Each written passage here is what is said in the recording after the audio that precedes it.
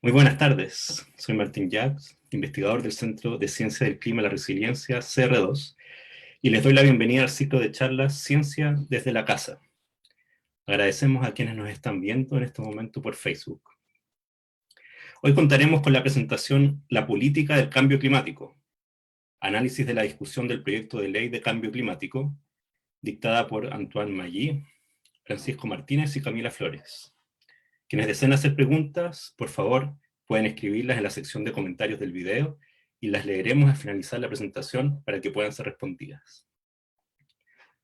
Antoine Maggi es doctor en Ciencia Política, investigador del CR2 y del Centro de Estudios de Conflicto y Cohesión Social, COES. También es académico del Instituto de Asuntos Públicos de la Universidad de Chile. Su investigación se enfoca en el proceso de las políticas públicas, las que aborda desde la economía política y la sociología, aplicadas al medio ambiente.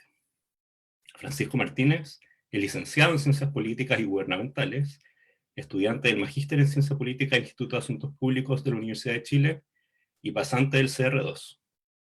Camila Flores es administradora pública de la Universidad de Chile, actualmente cursa el Magíster en Ciencia Política en la misma universidad y es asistente en la unidad de Evidencia, Conexión e Incidencia del Centro de Estudios de Conflicto y Cohesión Social, COES. ¿Qué tal? ¿Cómo están? Camila, Francisco, Antón, ¿cómo les va? Bien, gracias. Hola Martín, gracias. Gracias por la Hola. invitación. Sí, muchas gracias por acompañarnos en esta nueva edición, en esta versión de las charlas de Ciencias desde la Casa, que bueno, ya son un clásico de nuestro centro, el CR2. Seguimos entonces en esta ocasión con otra lista del proyecto de ley de cambio climático, un tema que ya hemos tratado anteriormente en esta sesión de charlas, y bueno, con aspectos particulares que ustedes nos van a aprovechar de contar en esta oportunidad. Así que gracias también a todos los que nos están mirando nuevamente, que están compartiendo esta oportunidad y, como les dijimos en un inicio, por favor, todas sus intervenciones, comentarios, preguntas en el chat. Pasemos a la presentación. Muchas gracias. Gracias. Entonces voy a compartir pantalla. ¿Se ve bien? ¿Sí? Perfecto, sí.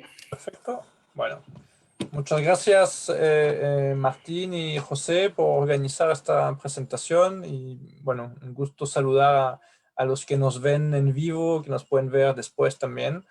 La presentación que tenemos hoy es el resultado de diversos trabajos, ¿no? Y por eso es el camino hacia una agenda de investigación, porque son pasos que hemos dado de manera, no sé si fortuita, pero no necesariamente tan encadenados los unos entre los otros, pero le estamos construyendo ex post una coherencia, o intentamos darle una coherencia, y que no es tan difícil porque se da de forma natural en torno al estudio de todo el proceso legislativo, desde el prelegislativo incluso, de la ley de cambio climático, que es un aspecto de la discusión política importante de lo que está ocurriendo actualmente sobre el cambio climático en Chile. Bueno, la presentación tiene una impronta disciplinaria. Francisco y Camila son estudiantes del Magíster en Ciencia Política, del cual yo soy profesor, también fui coordinador de aquel programa, y hay un interés entonces por plantear ciertas discusiones desde la ciencia política. Obviamente la ciencia política no tiene un monopolio de los aspectos políticos del cambio climático, que pueden estar tomados por otras disciplinas de las ciencias sociales, y también trabajado en general por los colegas de cualquier disciplina que sea, pero hay desafíos propios en el espacio académico, propios de cada disciplina, ¿no? Y en particular nos da la impresión que nuestra disciplina todavía no ha entrado suficientemente en la discusión sobre los temas de cambio climático, un poquito sobre temas ambientales, y que particularmente en Chile ha faltado como entrar en estos grandes objetos, y sin pensar resolver nosotros solos, digamos, estos vacíos, queremos sí contribuir, digamos, a instalar y potenciar agenda de investigación sobre la política del cambio climático en Chile. Hay estudios conocidos sobre la política del medio ambiente, ya sabemos bastante sobre la conflictividad que se genera en torno a proyectos de distinto tipo, los problemas de la institucionalidad. Sabemos cada vez más, aunque todavía, insisto, con lagunas, particularmente si uno mira estos procesos, o sea, como que falta mirar la dimensión multinivel completamente de estos procesos. Y entonces ahí empezamos a trabajar sobre estas materias.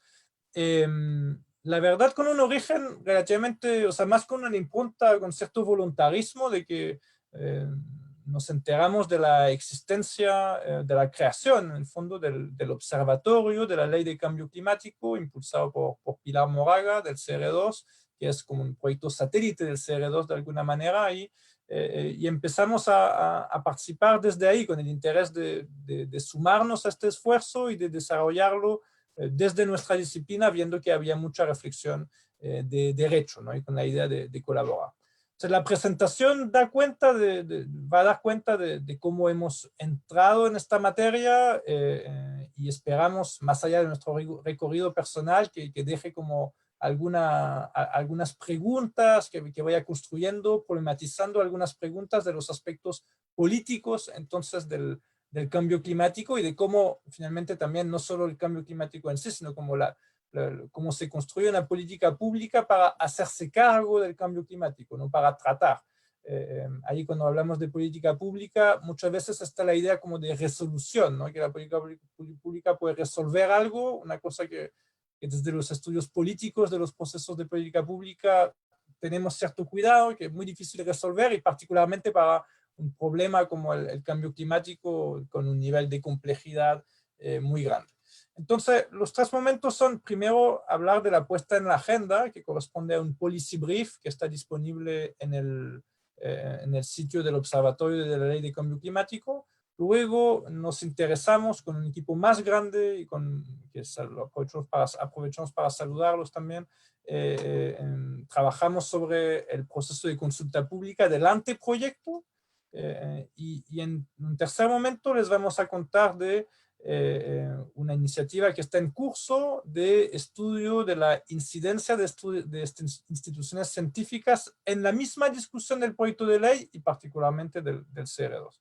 Yo voy a hacer la primera parte y luego Camila la segunda y Francisco la tercera. Todas las preguntas serán muy bienvenidas. Bueno, en cuanto entonces a la agenda, ¿no? Así empezamos tratando de entender cómo entraba en la agenda, en sus distintos niveles de agenda, la discusión sobre el cambio climático. Hay algunos trabajos al respecto, particularmente hay uno donde participan los colegas del CR2, Gustavo Blanco y Paulina Aldunce, que nos inspiraron ahí para la metodología. Nosotros ahí, bueno, en términos teóricos, entonces distinguimos entre la agenda pública, que es la discusión pública, ¿no? Los temas que llegan a ser discutidos principalmente en los medios. Luego una agenda institucional que tiene que ver particularmente con agendas ministeriales, por ejemplo, en Chile, y la agenda de decisión que tiene que ver con ya las decisiones que pueden tomar principalmente leyes que se pueden votar en el legislativo y que dependen también mucho de lo que pueda hacer el ejecutivo en la presidencia principalmente, ¿no? Y son distintos niveles de avanzar también en la agenda, ¿no? Un tema puede estar en la agenda pública y no recibe ningún tratamiento en el nivel de la decisión. Entonces queríamos como ver cómo mapear preliminarmente cómo se había trabajado el tema del cambio climático en estas distintas agendas. Y para la agenda pública decidimos mirar a la tercera, nos focalizamos en un solo diario, bueno, un diario que tiene una línea editorial, que tiene ciertos sesgos, como todos los diarios en el fondo, entonces están relativamente controlados bajo esta lógica. No es la prensa toda, ¿no? No se puede extrapolar a todo, pero nos da como una imagen. Y quiero, antes de mostrar los datos, insistir en el periodo que trabajamos, ¿no? 2016-2018. Como se ve, son 68 noticias en todo esto, en estos 2 años, en la tercera, y eso es muy poco, ¿no? O sea, son pocas noticias y creo que de alguna manera también nos retrotrae todos a un periodo en el cual el cambio climático presentaba mucho menos interés para la discusión pública. No es que era irrelevante el tema, ¿no? Sino que no llegaba a ser discutido tan fuerte. Creo que 2019 ha sido un año muy importante en este sentido y probablemente tengamos que actualizar en nuestros datos, pero hay que pensar entonces que estamos viendo la era pre-Greta Thunberg, pre-Fridays for Future, que contribuyeron fuertemente a poner estos temas en la agenda y también otros fenómenos más propios del debate nacional, ¿no? Pero entonces, ahí el periodo, yo creo que los resultados, si los tuviéramos hoy, podrían llegar a ser un tanto distintos. En cuanto entonces a un primer elemento que miramos, una primera dimensión de cómo se habla del cambio climático en la tercera en este periodo, eran las noticias nacionales o globales, ¿no? Y vemos que hay un porcentaje mayor, una mayoría grande de noticias nacionales que lo aterriza entonces a manifestaciones del cambio climático en el ámbito nacional. Más analítico están entonces estos datos sobre el enmarcamiento, el encuadre de la noticia y los actores que están presentes. Los encuadres son súper importantes ahí considerar que nosotros partimos con la intención de mirar cuánta noticia se refería a adaptación y cuánta noticia se refería a mitigación, estas dos grandes categorías del análisis de la acción posible frente al cambio climático. Y finalmente tuvimos que dar un paso atrás y resumirlo en acción porque había muy poco, ¿no? O sea, como que ni siquiera entraba mucho en este periodo todavía en la discusión, eran noticias, o sea, son noticias muy descriptivas, muy de dar cuenta que algo pasó y que mostraba finalmente que había poca intención de lidiar con el cambio climático, ¿no? de hacerse cargo, como decía antes. No necesariamente confrontar, pero de lidiar con él. Esto es un poco extraño, siendo que cuando uno ve entonces la figura 4, con este 29% de autoridad pública que participa en las noticias, porque significa entonces que en alguna parte de la noticia digamos, donde participan autoridades públicas, igual está en la descripción. Uno esperaría como un mayor compromiso de los actores, aunque se puede generalizar. Y justamente uno de los temas del cambio climático es que no puede ser solo propio de la autoridad pública, ¿no? Sino que tiene que haber ahí una preocupación más general. Pero entonces nos señala que en este diario los científicos tienen un rol importante, lo que parece bien para describir, ¿no? Pero entonces, más bien esta tensión entre descripción y acción, y bueno, ojalá encontraremos hoy en día algo un poco distinto, pero eso fue el estado de la discusión este tiempo. En cuanto a la agenda institucional, bueno, nosotros constatamos cierta despolitización, en el sentido entonces de que no hay, justamente, no hay una intención tanto de confrontar las causas del cambio climático, que son obviamente variadas, pero donde la acción humana tiene un rol importante y por lo tanto la política podría tener un rol. Esto entonces se ve en parte en lo que les decía antes, ¿no? En cómo se discute de estos temas. Y también ahí hicimos un repaso de lo que habían sido los instrumentos de política pública, y que principalmente eran no vinculantes y no venían de una movilización política nacional, sino que más bien de la intención de traducir directrices y orientaciones del derecho internacional. Y finalmente, para la agenda de decisión, bueno, ahí lo que fuimos a ver es la discusión presidencial, los programas de los presidentes electos. Los programas son de antes de ser electo, obviamente, ¿no? Pero nos focalizamos en ellos.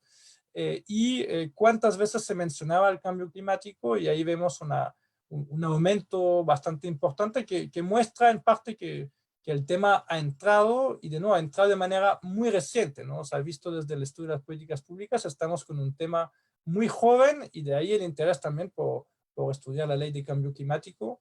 Y este interés, entonces, en un segundo momento, se trabajó a partir del estudio del proceso de participación en el ámbito prelegislativo. Y ahí voy a ceder la palabra a Camila.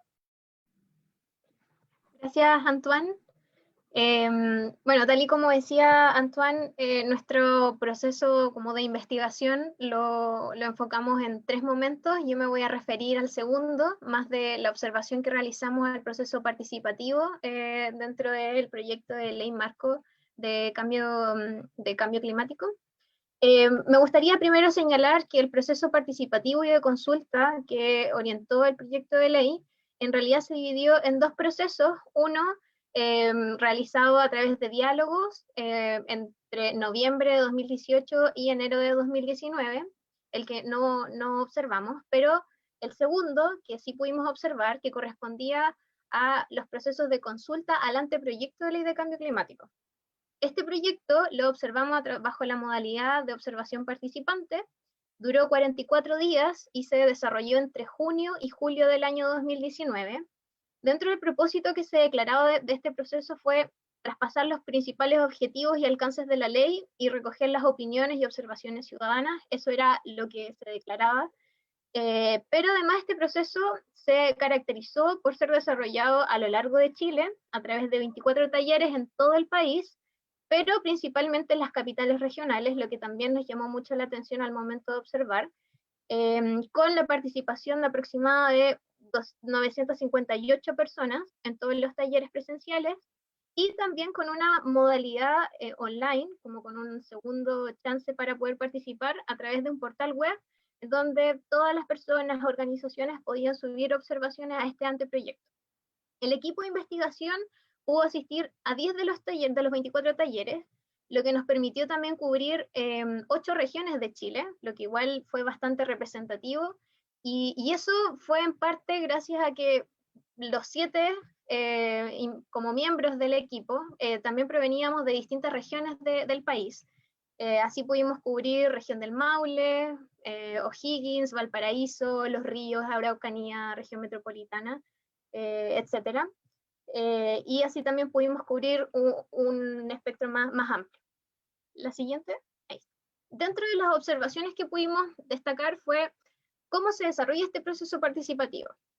Y ahí detectamos que primero, todos los encuentros consistían en la presentación con información regional sobre qué implicancias podía tener el cambio climático en cada una de las regiones. También después había una presentación descriptiva del anteproyecto de ley marco. También había una breve presentación a cargo de un profesional del Ministerio de Medio Ambiente o parte de los organizadores, que era una consultora privada de este proceso, y ahí hacían referencia a cómo se estaba dando este proceso de participación ciudadana, bajo qué condiciones, cuáles eran los mecanismos de participación de todo, explicaban un poco el proceso. Luego de eso había una ronda de preguntas para clarificar estas presentaciones, y posterior a eso, al finalizar cada uno de los encuentros, había un taller grupal, en donde nos dividían a todos los participantes del encuentro, y nos entregaban el anteproyecto para discutir, para generar observaciones y también abrir un poco la palabra dentro del equipo. Pero dentro de este mismo prototipo de observaciones, o como de estos pasos, era curioso que siempre insistían mucho en que las observaciones más destacadas, como las que iban a realmente tener incidencia, iban a ser las que iban a ser registradas en la plataforma virtual. Entonces se insistía mucho y se invitaba mucho a los participantes a que registraran su observación en esa plataforma. La siguiente, por favor. Esta modalidad y estos pasos tan estandarizados nos hizo también reflexionar en eso, como un proceso también tan estandarizado recae en ciertas dificultades. Y ahí notamos que existe una falta de atención en las diferencias territoriales, sociales o étnicas de quienes también pudieron asistir a estos encuentros. Eso se pasó por alto, y lo que generó también muchos contratiempos en el manejo de información, en la asimetría en el uso del lenguaje técnico, dejando mucho al margen a algunos de los participantes de los encuentros, que podían ser o al menos dentro de lo que observamos, asistían miembros de organizaciones de ONG, funcionarios públicos, estudiantes, vecinos. Entonces igual era un espectro bien amplio de actores que asistían a estos encuentros. Y este tipo de dificultades a partir de la estandarización de un proceso, las apreciamos en los 10 encuentros a los que asistimos. Como resultado de este mismo proceso, notamos que y fue parte de la reflexión que generamos, fue que cómo el proceso se convierte en una instancia útil que realmente permita que las observaciones que se hagan por parte de los participantes cobren incidencia y utilidad al momento de redactar el proyecto definitivo o el proyecto de ley definitivo, porque en realidad notábamos que era un proceso súper estandarizado, sin tomar en cuenta las diferencias territoriales, y también se limitaba a solo entregar información. La siguiente. Esta reflexión la basamos primero en el trabajo de Arnstein con su escalera de participación, quien señala que existen 3 niveles de participación. La primera, una de no participación, que está dentro de los primeros 2 escalones. Después viene un nivel de formulismo, en el que consideramos que se encuentra este proceso de consulta por la entrega insistente de información respecto al anteproyecto.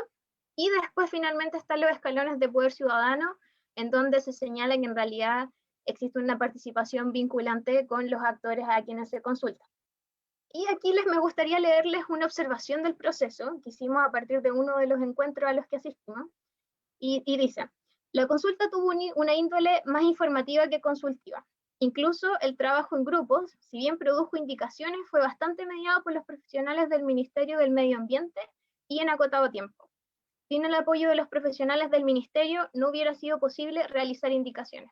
Lo que también hablaba un poco de cómo se presentaba este proyecto con un lenguaje muy leguleyo, muy técnico, generando también asimetrías en la forma de cómo comprendíamos cada uno de los contenidos que estaban ahí, que implicaban esos contenidos, y eso también era muy complejo, y hacía que finalmente los funcionarios del ministerio o de las seremías del Ministerio de Medio Ambiente dirigieran un poco la discusión. Siguiente, por favor.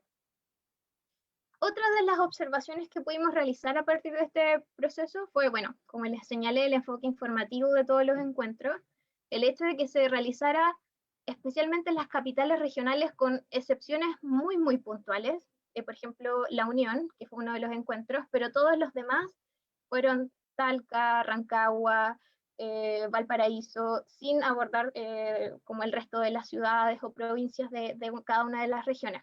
También hablando un poco de la concentración, de cómo se diseñó este proceso.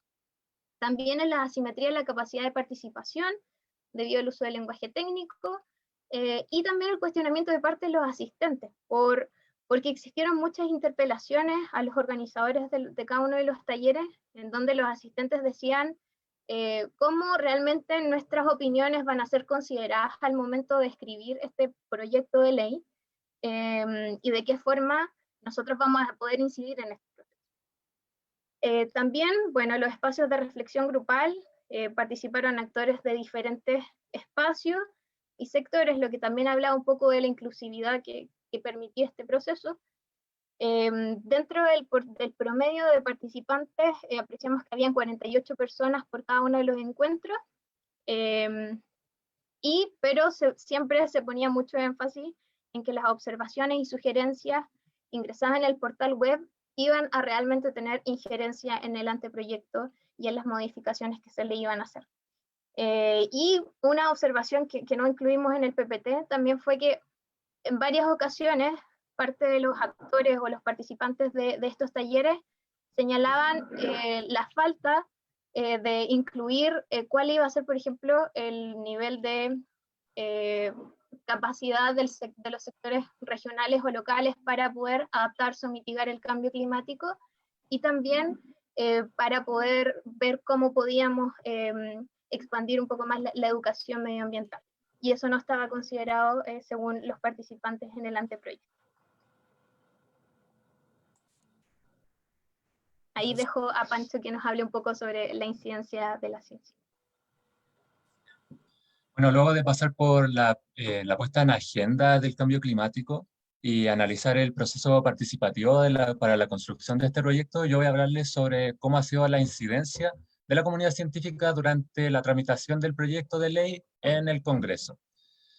Antes de comenzar también, será interesante comenzar con este dato que están viendo en pantalla. Se aplicó una encuesta en diferentes países para conocer el nivel de satisfacción que siente la comunidad científica con los tomadores de decisiones de sus países, según qué tanto se sienten escuchados o qué tanto sienten que la evidencia científica es considerada a la hora de definir políticas públicas. Los resultados arrojaron que en países como Nueva Zelanda o Argentina, la comunidad científica siente mucha satisfacción con sus tomadores de decisiones porque sienten que son escuchados para definir políticas. Todo lo contrario a lo que ocurre en Chile, como pueden ver en pantalla, ocupa el penúltimo lugar y luego sigue Estados Unidos. Y es porque la comunidad científica chilena que fue encuestada considera que no es escuchada a la hora de definir políticas públicas. La siguiente, por favor. Entonces, cabe preguntarse qué lugar ocupa la ciencia en Chile y qué se puede hacer.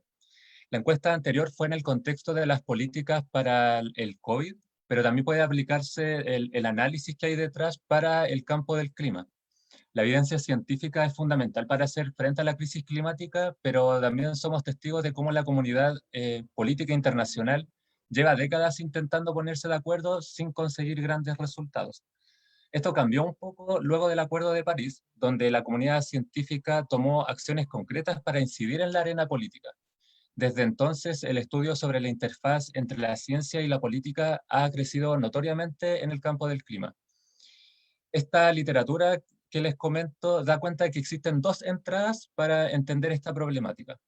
La primera señala que la distancia entre la ciencia y la política es demasiado amplia, que falta conexión entre estos dos mundos porque existe una serie de obstáculos o fricciones que impiden que haya una cooperación entre la ciencia y la política para definir políticas. En la segunda entrada es todo lo contrario en la literatura. Señala que el problema es que existe una muy estrecha conexión entre la ciencia y la política, provocando que el conocimiento científico no sea independiente de las agendas estatales, que exista un excesivo foco en la lógica del consenso, lo que finalmente impacta en la credibilidad de la política climática. Entonces estamos situados en una paradoja, porque la solución de uno es el problema de la otra. Esto pone en una encrucijada a la comunidad científica porque por un lado está el deseo de proveer información útil para la toma de decisiones, pero también está la necesidad de mantenerse al margen del debate político para resguardar la credibilidad del conocimiento que se genera. Los estudios recientes señalan que finalmente estas dos corrientes de las que le hablaba no son excluyentes, no van por separado. En realidad estas coexisten y se complementan. Existe una oscilación en la distancia entre la ciencia y la política. Y bueno, esta discusión sobre la interfaz ciencia-política que se da en el plano internacional, hoy la vemos en Chile, con la tramitación del proyecto de ley marco de cambio climático que inició el 20 de enero de 2020. El CR2 es uno de los principales exponentes del mundo científico en materia climática aquí en Chile, y ha desplegado un conjunto de herramientas para incidir desde el inicio en la definición de esta política. ¿Cómo se hace esto? La literatura sobre incidencia de los centros de investigación arroja que esta incidencia puede ser, por un lado, a nivel de proceso y a nivel de resultado, y también puede ser a nivel formal y a nivel informal del proceso legislativo. Esto lo vamos a ver de una forma un poco más amena en un gráfico que está más adelante.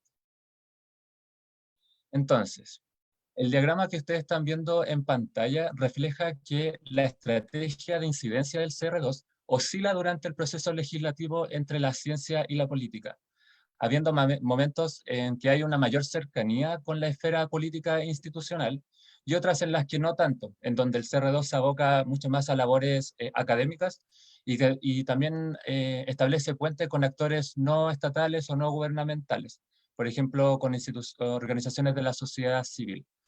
Esto es así durante el proceso legislativo hasta conducir a una política climática mejorada.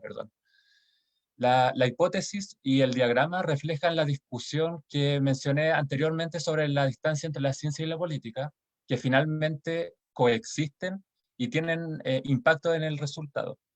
Y también incorpora este diagrama la literatura sobre incidencia, porque se distingue que existe una incidencia más procedimental, que en este caso se da durante el proceso legislativo de la ley, y también existe una incidencia más sustancial, que eventualmente podría verse en la política mejorada. Ahora, ¿Cómo se observa la incidencia del CR2 durante la tramitación del proyecto de ley marco? El cuadro que están viendo en pantalla permite operacionalizar lo que hemos discutido. Permite analizar la incidencia tanto a nivel de proceso y resultado, que son las filas que aparecen en el cuadro, y también según la dicotomía ciencia-política, que son las columnas. Ahora bien, al investigar el involucramiento del CR2 en los procesos políticos como representante de la ciencia, es necesario distinguir entre la participación formal que genera el centro y la participación informal durante el proceso legislativo. Pues ambas esferas son relevantes para analizar el accionar que tiene la ciencia en el espacio de lo público. Por un lado, existe un involucramiento de la ciencia con la política cuando interactúa directamente con los agentes estatales. Y esto se puede hacer a través de asesorías al gobierno, asesorías a parlamentarios, presentando observaciones al anteproyecto, realizando un trabajo colaborativo, pero también se puede dar cuando es un trabajo con organizaciones no gubernamentales o no estatales, de la sociedad civil o directamente con la ciudadanía. Y esto puede ser involucrándose en la discusión pública, posicionándose, participando en foros, seminarios o organizando talleres con la sociedad civil.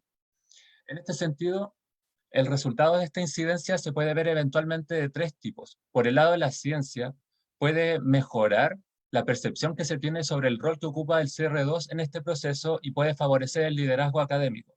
Pero también cuando se involucra en la arena política, puede significar la legitimidad de la política y también puede significar cambios sustantivos en el cuerpo normativo, generar cambios sustanciales. La siguiente lámina, por favor. Para concluir, relevamos que existe una oportunidad para que exista un involucramiento más activo del centro, lo que puede favorecer la calidad y la legitimidad de la política, pues el CR2 está estratégicamente situado entre los intereses del aparataje estatal y las aspiraciones de la academia y la sociedad civil. No obstante, esta oscilación entre la ciencia y la política durante el proceso, que a ratos es muy estrecha al gobierno o muy estrecha al Senado en esta etapa, y a ratos es más lejana, más cercana a las necesidades de la academia y de la sociedad civil, esto puede traer resultados adversos o que no necesariamente eran los esperados. Por lo tanto, nuevamente la comunidad científica se encuentra en una encrucijada entre la necesidad, el deseo de proveer información útil y la necesidad de mantenerse al margen del debate político. Y esa fue nuestra presentación. Para recapitular un poco, Camila habló sobre cuál fue la puesta en agenda de la temática del cambio climático en Chile. Luego Luego Camila habló sobre cómo fue el proceso participativo para construir este proyecto y estas dos investigaciones pueden ser vistas en estos códigos que aparecen en pantalla, porque son policy briefs que están disponibles en el CR2 y la última es una investigación en curso. Muchas gracias. Muchas gracias a ustedes, muchas gracias Francisco, Camila, Antoine por esta presentación, por esta síntesis del trabajo que ustedes han estado realizando y que aborda un proceso que seguramente más de alguno o alguna de los que nos están acompañando hoy también pudieron experimentar, quizás fueron parte también de este proceso. De hecho, yo participé en uno de los talleres también, el taller que fue en Concepción, capital de la región del Biobío. Así que mientras ustedes lo comentaban, también me estaba acordando un poco de la dinámica de esa ocasión. Gracias por esta investigación, esta reflexión también que nos dejan al final. Yo pensaba, en el momento que ustedes estaban comentando sobre esto, en qué estrategias existen, no sé si podemos extendernos un poco en eso, qué estrategias existen para fomentar una participación más inclusiva.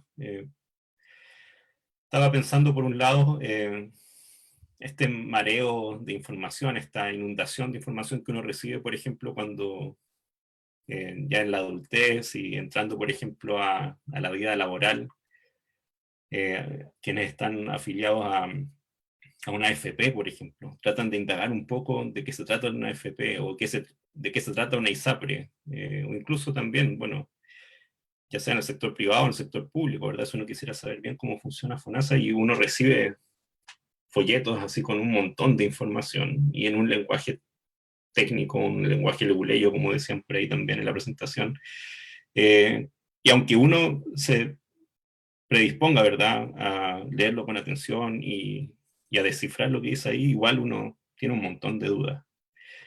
Entonces, en muchos ámbitos, ¿verdad?, de la vida ciudadana, yo creo que nos falta información para poder participar en ciertos procesos. Entonces, ¿qué piensan ustedes? ¿Necesitamos acercar esa información a la población en un lenguaje más sencillo?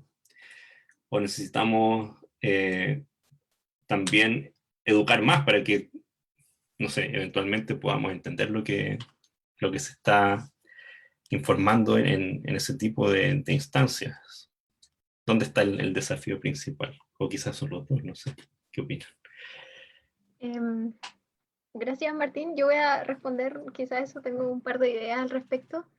Yo creo que quizás hay un desafío más respecto a cómo proporcionamos la información, porque siento que muchas veces, claro, estamos muy bombardeados de información de distinto tipo, pero la calidad de esa información es lo que está en crisis y es lo que también tenemos que poner en reflexión, como sobre todo especialmente lo digo por el mundo académico, en donde muchas veces quizás nos encuadramos mucho en nuestro propio lenguaje técnico, en cumplir muy bien con las expectativas o los indicadores académicos, y a veces olvidamos también en cómo podemos comunicar nuestras investigaciones en un lenguaje mucho más simple, en un lenguaje que sea útil y de fácil uso para todos y todas. Y creo que el desafío está en eso, en tratar de esforzarnos un poco más en cómo transmitimos la información, que ya es bastante, en un lenguaje mucho más sencillo. Y especialmente, por ejemplo, el proceso participativo de esta ley en particular no es la excepción a otros procesos participativos, en donde, claro, existen muchas asimetrías de información, asimetrías de lenguaje técnico, y el foco está en cómo también necesitamos ir repensando estos procesos de participación, reconociendo las diferencias, reconociendo las especificidades territoriales, étnicas, para que sean procesos mucho más inclusivos y vinculantes con las personas que participan. Sí, quizás para incluso seguir, veo que hay preguntas, no sé si las vas a decir, Martín, pero hay preguntas también que profundizan en el tema participativo acá, que van directamente con este tema. O sea, Laura pregunta si Chile hubiera firmado el Acuerdo de Escazú, habría cambiado el proceso participativo, y Kevin Basoa pregunta también por las recomendaciones, creo que ahí Camila contestó en parte. Y también dice, claro, está de acuerdo que estos procesos son excluyentes. Parto con eso, creo que un tema importante es que lo que pasa con este anteproyecto de ley no parece ser distinto a como lo común de estas discusiones, ¿no? Son discusiones que son normadas, obligatorias, tienen que hacerse estos tipos de procesos. Y en general, desgraciadamente, son más bien por cumplir, ¿no? Entonces, como que ahí hay por eso lo informativo, y había un comentario de alguien que señalaba también ahí en el Facebook que se tenía que cumplir con criterios de transparencia, pero lo que quisimos también mostrar es que la experiencia en vivo de los asistentes respecto a eso mostraba mucha frustración en el fondo, ¿no? Como de frustración de, bueno, si nos citaron a una reunión, estamos acá en la reunión, estamos tratando de buena fe de participar, y finalmente nos dicen que esto entra solo por el sitio web, y como que se generaba incluso cierta confusión al final con personas probablemente de buena voluntad, ¿no? de la empresa que realizaba la consulta, que intentaba como ingresar directamente lo que querían decir las personas presentes, pero no era ni fluido ni claro qué iba a pasar después con estas recomendaciones, con estos comentarios, y eso en cuanto a proceso de participación lo deja en un estándar relativamente bajo, ¿no? O sea, cuando uno no tiene claridad respecto a cómo se sistematiza después. Y eso puede ser una recomendación todavía, ¿no? Como de tener mucho mayor claridad respecto a la agregación y a cómo esto puede impactar. Y en la pregunta de Laura, según tengo entendido de lo que son los contenidos de Escazú, no creo que hubiese cambiado mucho. O sea, creo que Escazú tiene mucho más impacto sobre la operación del sistema de evaluación ambiental. El proceso participativo respecto a un anteproyecto de ley me parece que no se hubiese visto mayormente afectado, aunque en general para la transparencia de la información en materias ambientales sería importante firmar Escazú. Tenemos también ahí otra pregunta, un comentario, a ver, nos dice, mantener la ciencia al margen del debate político no es una postura política en sí.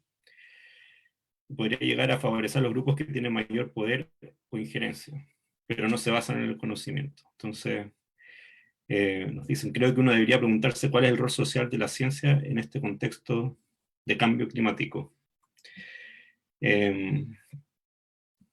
¿Qué reflexión tenemos en torno a eso, verdad? Porque hay posturas muy disímiles, ¿verdad? En la comunidad científica, creo yo.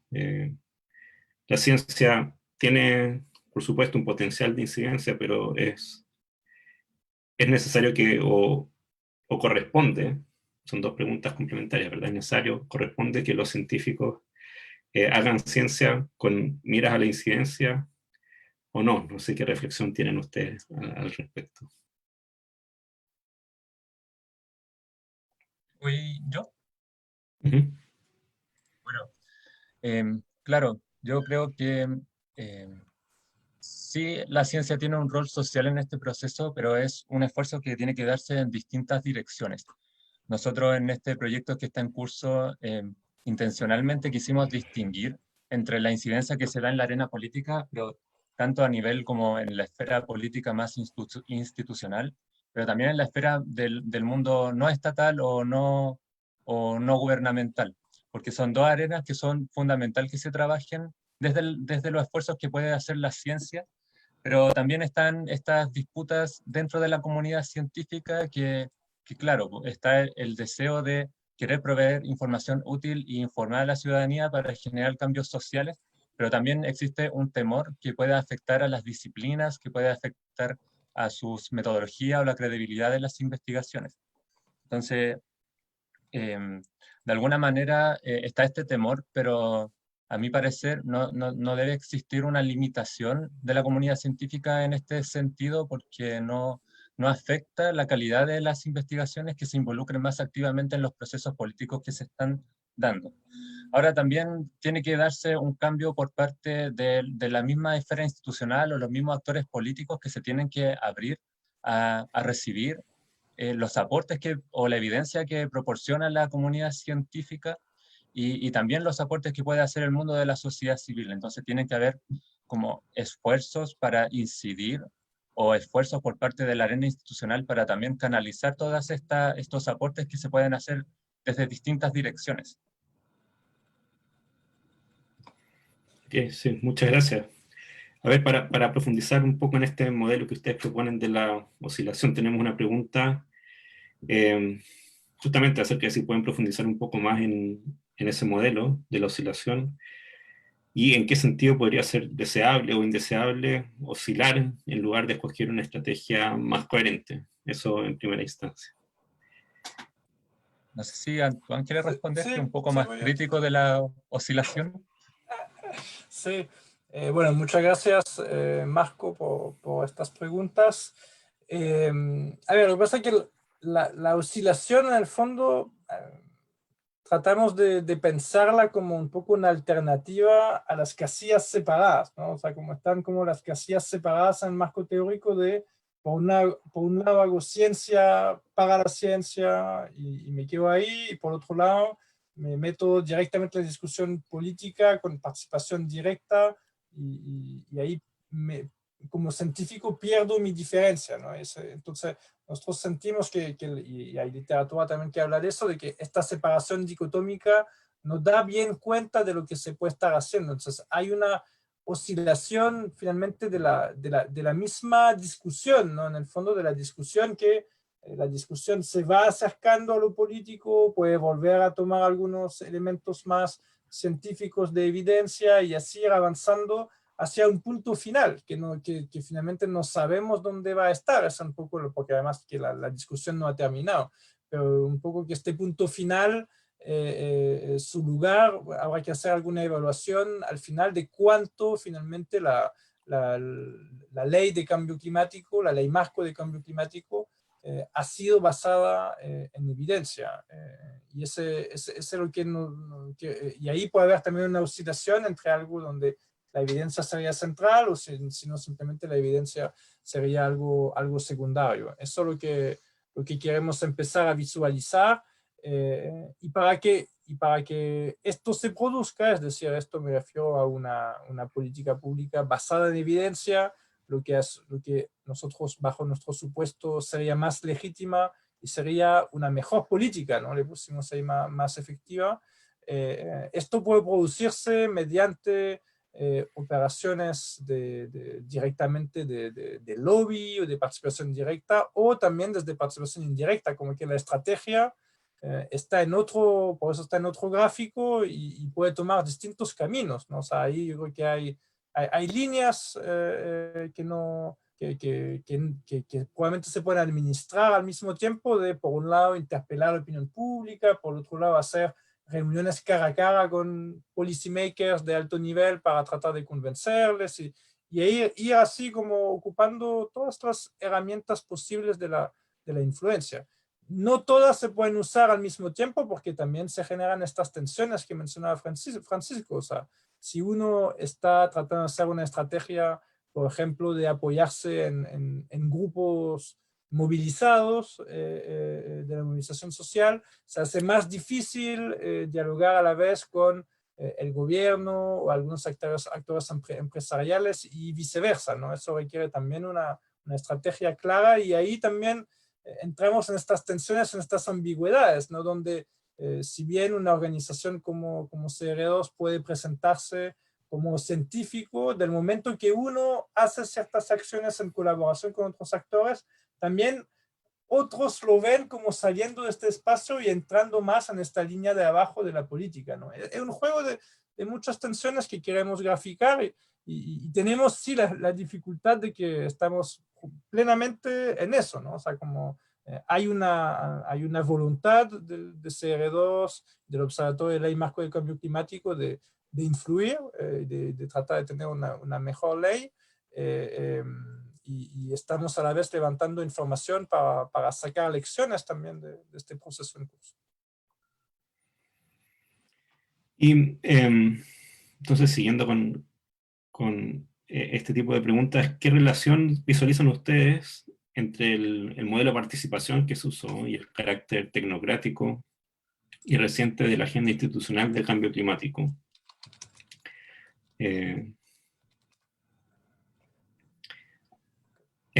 No es casualidad, ¿o sí? Voy yo. No sé si me queda muy clara la pregunta, pero voy a tratar de responderla. Al menos yo veo, bueno, el modelo de participación que se usó, como señalábamos, tampoco es la excepción a otras temáticas en Chile.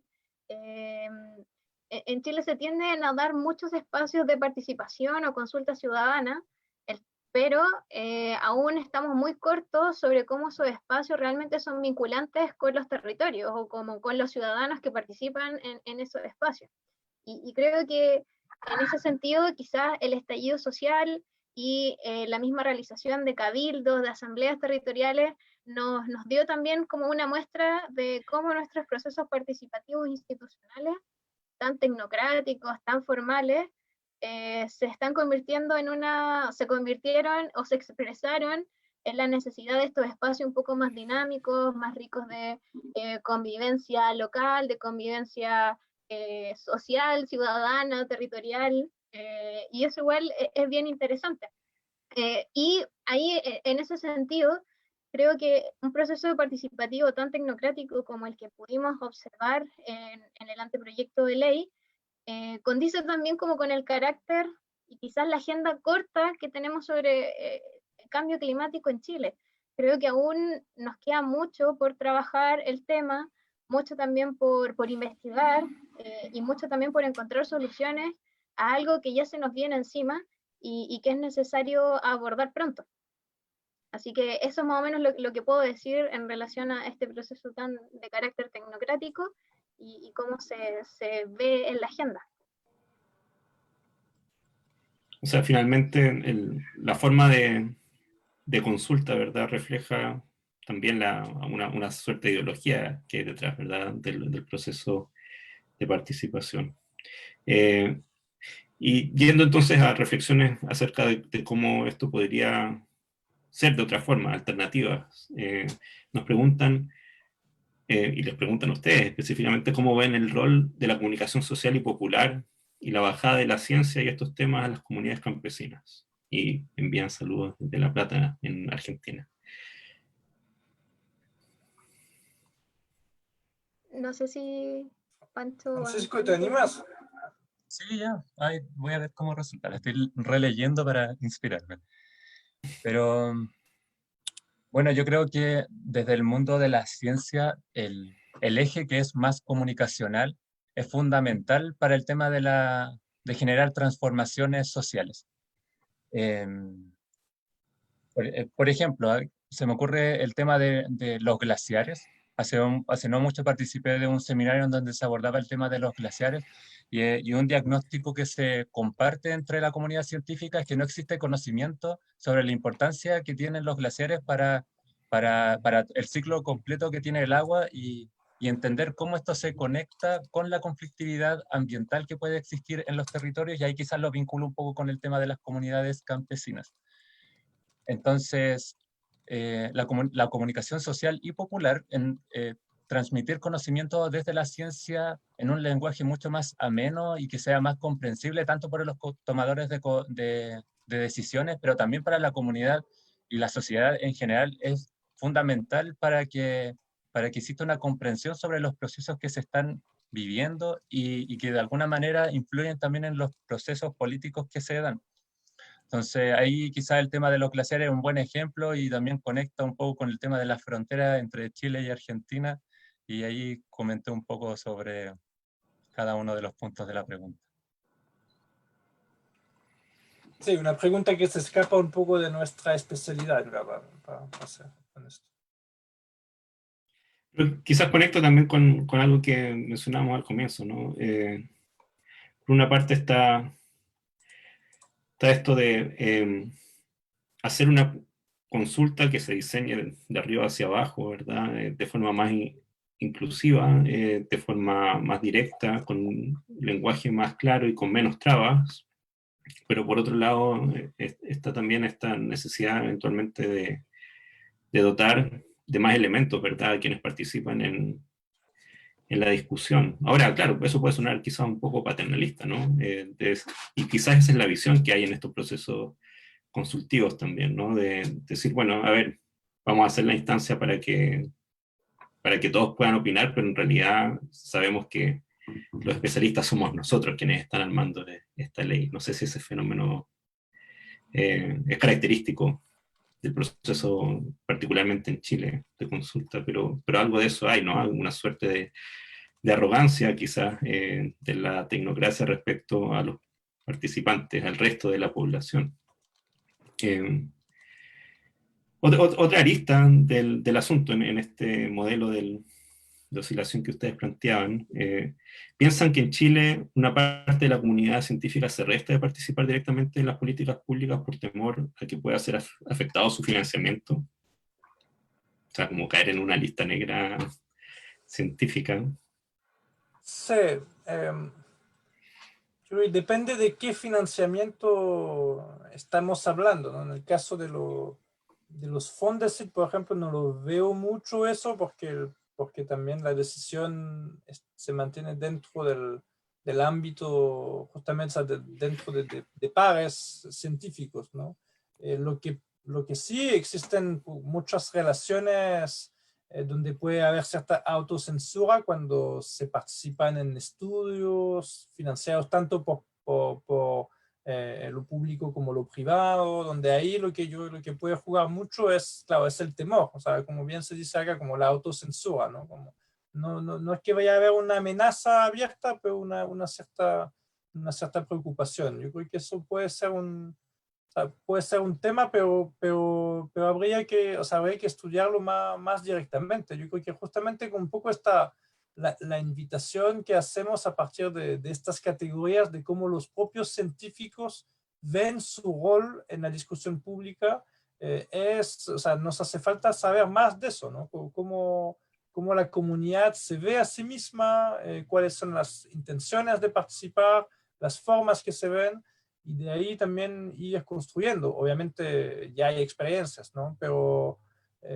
yo creo que hay experiencias quizás más a título individual hasta el momento. Hay personas que tienen más o menos habilidad ahí para situarse en política, influir, pero en términos como más bien de comunidad científica o de proyectos grandes como es un FONDAP, yo creo que ahí todavía estamos empezando en esta reflexión, y hay un proceso de maduración donde muchas veces también son las propias circunstancias las que nos obligan a posicionarnos. Yo creo que en el caso del CR2, yo no soy miembro hace mucho tiempo, pero sí lo seguía ya antes, y yo creo que varias veces ha sido interpelado como para dar su opinión, y eso creo que su opinión obviamente fundamentada, ¿no? En evidencia, pero creo que eso es algo interesante, y ha habido también una intención de marcar tendencia, como ha sido con el caso de describir y analizar la megasequía, por ejemplo, y los distintos informes que se han hecho. Y creo que ahí el paso está en pasar de divulgar conocimiento a que tenga incidencia. Y ahí hay una brecha bastante dura, y incidir es difícil para cualquier actor en el juego político, ¿no? O sea, como que no. Y eso también es una corriente, o sea, una agenda de estudio en la ciencia política donde estamos nosotros, que también no está, o sea, no hay como un camino tan trazado, o sea, más que una ciencia es un oficio, ¿no? Y ahí también requiere estar atento a las circunstancias para ir construyendo estrategias, yo creo, de mediano y largo plazo. Oigan, y una duda que me cabe ahora con esta reflexión, y quizás trasciende, por supuesto, al tema que hemos estado tratando hoy, pero el ejercicio de hacer ciencia es un ejercicio neutral.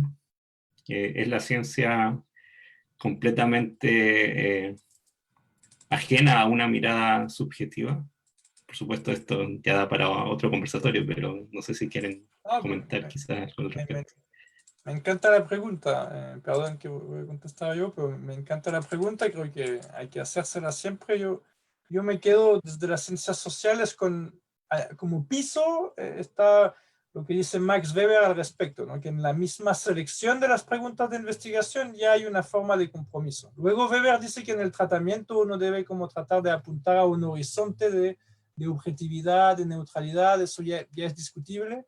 Yo creo que la misma selección de los problemas de investigación ya marca cierta tendencia, y es un poco lo que decía al principio, ¿no? Yo creo que dentro de nuestra disciplina, la ciencia política, es súper importante que trabajemos más los temas ambientales, que realmente deben interpelar y desarrollar un trabajo, y en general en la comunidad científica, bueno, se nota un entusiasmo por estas materias. En CR2 hay muchos académicos y académicas que son pioneros en sus áreas y que llevan mucho tiempo en eso, pero también hay personas que llegan después y que van incorporando nuevos enfoques, nuevas visiones al tratamiento. Así que yo no creo que sea, esto, o sea, yo creo que ahí hay decisiones que se toman, y que es importante pensarlo en estas claves. También tiene mucho que ver ahí, creo que el compromiso con lo local, ¿no? Hay mucha discusión respecto a si el buen académico es el que publica en revistas de alto prestigio o que hace otras cosas más relacionadas con la comunidad.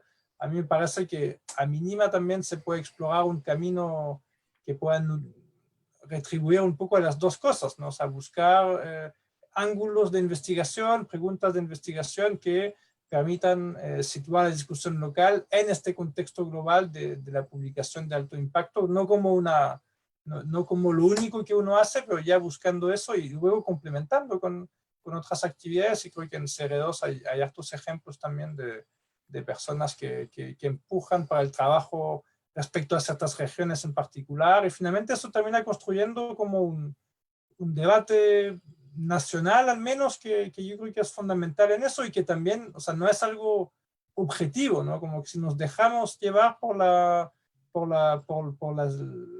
coordenadas de Fondesit para ganar el próximo Fondesit, no debería ni preocuparnos esto, ¿no? Entonces como que ya el salir un poco de este camino ya es incorporar subjetividad y cierta intencionalidad.